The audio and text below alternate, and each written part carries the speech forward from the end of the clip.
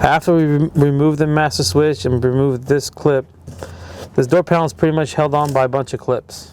So if we can get our tool back here, just to pry it a little bit to get our hand in here. If you give it a pressure here and just give it a little nudge, this door is going to want to come out. What I forgot to mention is this surround on the Tribecas, this piece, if you can see where I'm prying,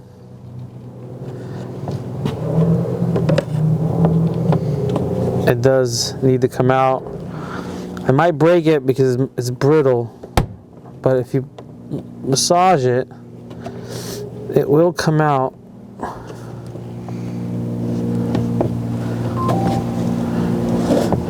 And I don't want to gash the door panel. And you can see the little slot right there. There's a little slot right here.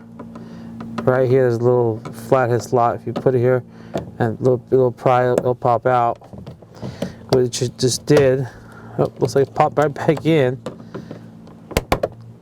There it goes. That's the handle. So, if you take off successfully, congrats, which I just did.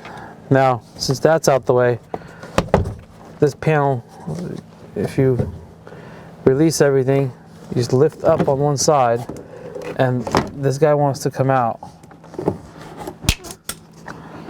And it's got some attachments.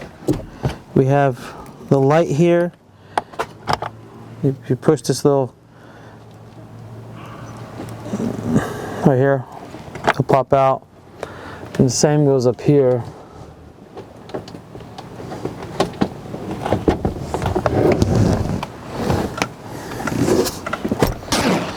So it's held on by these clips. Some might even get stuck in the door, some will come out all the way. If they don't, you can pull them out. Make sure that these go back in the